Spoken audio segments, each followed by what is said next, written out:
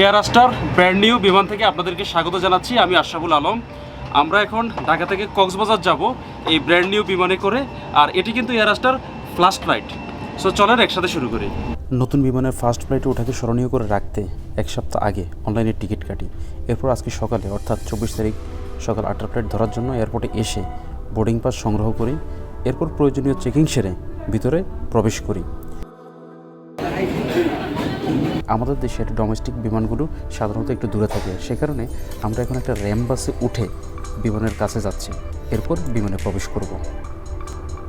RAM বাস থেকে নামার পরে পরিচিত অনেকের সাথে দেখা হয়, তাদের সাথে কুশলাদি বিনিময় করে এরপর ফ্লাইটে প্রবেশ করি। সাকিব ভাই, কি অবস্থা? এই তো ব্রো, আপনাকে খুঁজছিলাম পাইনি, আমি এখানে চলে আসছি। দাদা ঠিক আছে, অসুবিধা নেই। Thank you, thank you.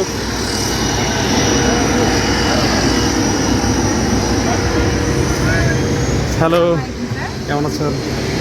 Sir, row number 16, right side. Thank you. এটি এটিআর 7-600 সিরিজের বিমান। সাধারণত ডোমেস্টিকে এই ধরনের বিমানগুলো দিয়েই ফ্লাইট অপারেশন করা হয়, তবে যদিও এক দুটি ফ্লাইটে বোয়িং দিয়ে ফ্লাইট অপারেশন করা হয়ে থাকে। আর এখানে মোটামুটি সবগুলো বিমানের লেগ রেস থেকে শুরু করে সব কিছু একই রকম। ফ্লাইট টেক অফ করার পর কেবিন ক্রু বিমানের বিভিন্ন বিষয় নিয়ে দিক নির্দেশনা প্রদান করে। ব্যবহার করতে এটি আপনার মাথার উপর দিয়ে এভাবে পরে নিন, বেল্টের প্রান্তটি আপনার কোমরের চারপাশে বেঁধে নিন। আজকের এই ফ্লাইটটা এয়ার আস্টার ফার্স্ট ফ্লাইট হওয়ার কারণে তারা আমাদেরকে মিষ্টি মুখ করায় এবং তাদের আতিথ্যতা বেশ ভালোই ছিল বলা চলে। এরপরে তারা আমাদেরকে লাইট স্ন্যাক্স প্রোভাইড করে, যেখানে একটা সুন্দর বক্সে তারা একটা কেক দেয় এবং সেই সাথে সাথে হচ্ছে একটা পিনাট দেয়। আমরা এগুলো খেতে খেতে আস্তে আস্তে আমরা কক্সবাজারের আকাশে প্রবেশ করি।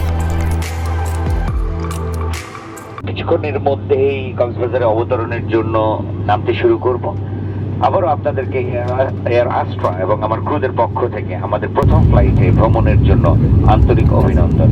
জাস্ট আপনাদের অবগতির জন্য বলে রাখছি, আমরা যখন ভূমিতে অবতরণের জন্য নামতে থাকবো তখন তাপমাত্রা তার দমের জন্য হালকা ঝাঁকুনি হতে পারে।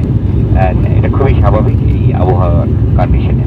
ভবিষ্যতেও এয়ার আস্ট্রার সাথে আপনাদের আবার ভ্রমণ হবে এবং আমাদের সাথে আপনাদের দেখা হবে এই প্রত্যাশা নিয়ে। ধন্যবাদ।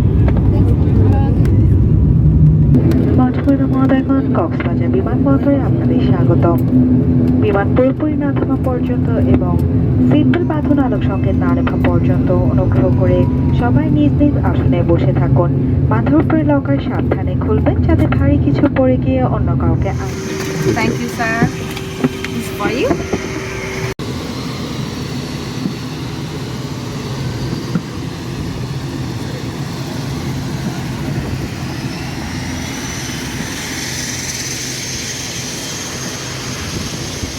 এয়ার আস্ট্রা যখন ওপেনিং হয় ওদের সাথে আমি যোগদান করি এবং তারপরে আজকে এটা করতে পেরে আমার খুবই ভালো লাগছে এবং এটা আমার জন্য অবশ্যই গর্বের যে আমি একজন বাঙালি নিজের দেশের একটা এয়ারলাইন্সকে ওপেনিং ফ্লাইট করতে পেরেছি। জি, আমাদের একটাই কথা বলার আছে যে নাথিং ইজ পারফেক্ট। আপনাদের আমি প্যাসেঞ্জারদেরকে বলতে চাইবো যে আপনাদের যে অভিজ্ঞতা আমাদের সাথে শেয়ার করবেন, আপনাদের কি চাওয়া থাকতে পারে সেটা শেয়ার করবেন, আপনারা আমাদের কাছে কি চান, তাহলে আমরা প্রতিদিন উন্নতি করতে পারবো। বিকজ আমরা তো আসলে ককপিটে বসে জানি না আপনি আমাদের কাছে কি চাচ্ছেন। আজকের অভিজ্ঞতাটা খুব ইউনিক, খুবই স্যাটিসফাইং, কারণ আমরা অনেক কষ্ট করে একটা এয়ারলাইন শুরু করার পরে এওসি পেয়ে আজকে ফ্লাইট পরিচালনা শুরু করলাম। এটা খুবই খুবই আনন্দের, খুবই স্যাটিসফাইং হওয়ার জন্য। আর এখন করছি, আজকে থেকে করছি চিটাগং এবং কক্সবাজার। 1 তারিখ থেকে সিলেট যোগ হবে, এরপরে সৈয়দপুর, রাজশাহী এবং যশোর। দেশের বাইরে কি কোনো প্ল্যান করছেন?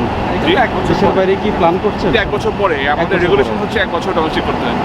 ইয়েলো অ্যাজ আমরা যখন ব্র্যান্ডিং নিয়ে কাজ করছিলাম এয়ারলাইনটা, we wanted to give it a bright, একটা ডাইনামিক একটা লুক, এবং সেই জায়গা থেকে ইয়েলোর যে colour psychology that goes with the brand.